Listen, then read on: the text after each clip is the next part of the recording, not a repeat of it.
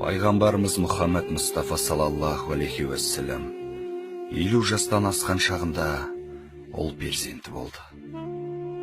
Қуаныш ішіне сыймай шаттанды, көп шүкір дұғалар жасады. Баласы 7 күндік болғанда ақиқа жасап, ұлым Ибрахимдей тақуалы болсын деп, ұлына Ибрахим деп есім қойды. Осы ұлы 5-6 жасқа келген уақытында қатты сырқаттанып қалды. Пайғамбарымыздың салаллаху алейхи вассаламның көңілі болмай, үйінен сыртқа шықпай, тек дұға жасай берді. Я Алла, ұлыма шипа бер. Я Алла, ұлыма шипа бер деп отырған кезде терезеден далаға көз түсті. Баласы Ибрахим соғып далаға асырсап жүгіріп шықты. Пайғамбарымыз салаллаху алейхи вассалам қуанып кетті де, я Алла, өзіңе сансыз шүкірлер болсын, дұғамды қабыл етіпсің деп шүкір дұғасын жасады. Сол сәтте Жебірейіл періште Аллахтан уахи әкеліп, пайғамбарымыздың арқасына басын қойып, жылай бастады. Пайғамбарымыз салаллаху алейхи вассалам, о Жебірейіл, неге жылап жатырсыз? Қияметтің хабары келіп қалды ма деп сұрады. Жебірейіл жылап, жоқ Расулалла, сіз балам сырқатынан айтты деп қатты қуанып жатырсыз. Ұлыңызды қатты жақсы көресіз ғой, иә деді. Пайғамбарымыз, иә Жебірейіл, мен расында да оны қатты жақсы көрем деді. Жебірейіл періште, я Расулалла, менің артымнан кімнің келіп тұрғанын білесіз бе деді. Пайғамбарымыз, кім келді деді. Жебірейіл, менің артымнан жан алушы періште Әзірейіл келіп тұр. Бүгін ұлыңыздың жанын алады.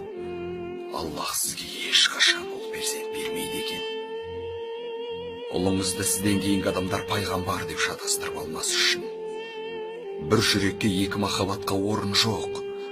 Не үмметіңіздің жанын таңдаңыз, не ұлыңыздың жанын таңдап құрбан етіңіз деді. Пайғамбарымыздың бүкіл өне бойы тітіркеніп кетті. Я Раббым, қартайған шағымда бұл қандай сынақ деп көзінен жас парлап отыра кетті.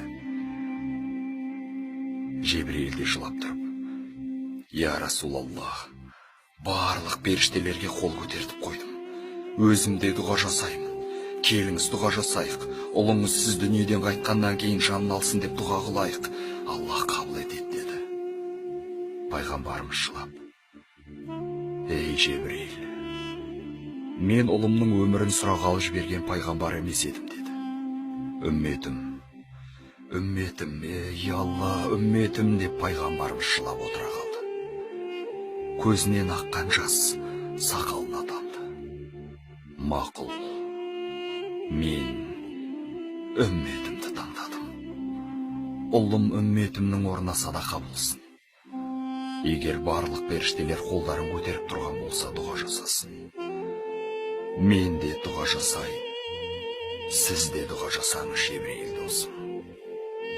Ұлымды үмметімнің орнына садақа еттім. Аллахты қала үмметтеріме діндар перзент бергін, я Раббым деп жылап тұрып пайғамбарымыз дұға жасады. Сонда Расулалла, ұлыммен қоштасып алуға рұқсат беріле деді. Жебірейіл періште, Әзірейіл періште сізден ұялып кірмей, сіздің рұқсатыңызды күтіп тұр. Расулалла далаға шығып қараса, Ибрахим сахабалардың балаларымен асырсап ойнап жүр екен. Солардың ішінде ең сүйкімді бала өзінің баласы болып көрінді пайғамбарымызға. Расында да көркем мінезді ең әдепті бала еді. Расулалла баласына ұзақ қарап тұрды да, ей көзімнің нұры болған ұлым, бері келіңіз деді. Баласы жүгіріп келді. Ұлының басынан сипап тұрып, Расулалла, сіз сапарға баратын болып тұрсыз деді. Олай болса, мен жаңа киімдерімді киіп алайын деді. Расулалла жылап тұрды.